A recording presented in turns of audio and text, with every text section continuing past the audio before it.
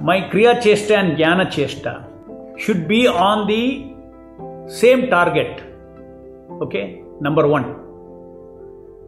Condition number one, it should be on the same target for attention to be locked. And what is that target? That target is the currently manifesting Nama on your tongue. So this Kriya Cheshta and Jnana Cheshta is applied. You don't worry about Hare Krishna, Rama, Hare, all those things. If Hare is now, right now, Hare, Hare, Krishna, Krishna, Hare Krishna, Hare Krishna, Krishna Krishna, Hare Hare, Hare Ram, Hare Ram. That is the meaning of saying that mindful chanting means being here and now. Don't think about, oh, one Hare went away, I did not hear. When Krishna is going to come, I want to hear. Don't worry about all that. Be here and now. You don't do your evaluation. I did not hear the Hare, I did not hear the, 2 Hares I did not hear, 3 Krishnas I did not hear. All that thing, don't do all those analysis. Be very simple and practice it. And simple is what?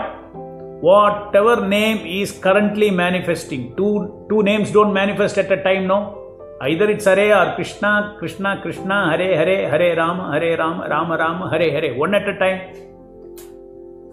So whichever Nama is right now coming, on that you apply your Kriya Cheshta and Jnana Cheshta. It's also so big idea. What is this idea of linking? Linking means to bring both the Cheshtas on the same target.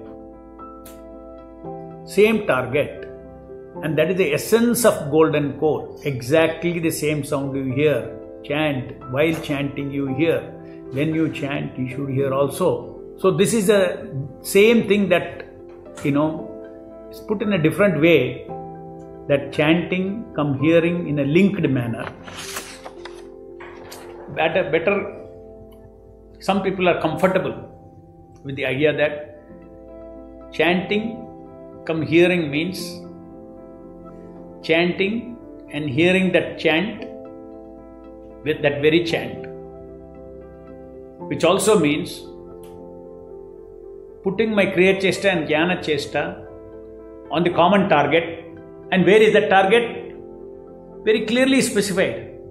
You don't have to roam around here and there. It's here and there. Currently what is manifesting, that sound on which I should do Kriya Cheshta and Jnana Cheshta. We are discussing so much about this from different perspectives because this is very, very important. And still if some questions are coming that not able to chant, not able to feel the success in getting energy, pleasant energy to go bead after bead after bead, then I would say that it is because you are not reading these modules 37 to 53, 54 and you are simply depending on my video talks to perfect your chanting. I'm sorry it will not work, simply you will be struggling. Don't gamble, you will not get the secret. You have to read the module as well as you have to hear the video. Modules are the textbooks. When you go to school, you have a textbook. And in the classroom, somebody teaches you. It is meant to assist what is there in the textbook. Textbook is more elaborate. So when you combine this video talk along with this reading these modules, I made it very simple, a simple language I made it. And if there are long sentences, I'm trying to reduce that to very simple sentences. You please read that. It's a great opportunity.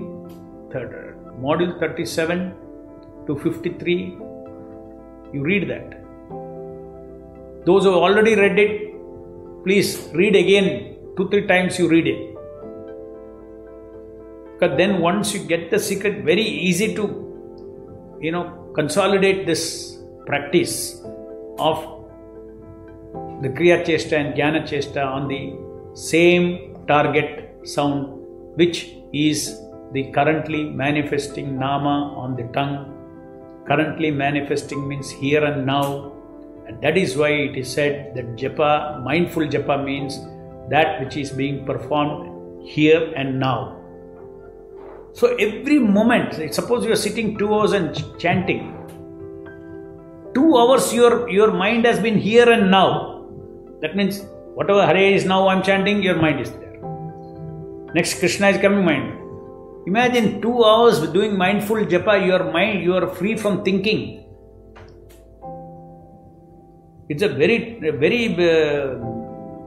major spiritual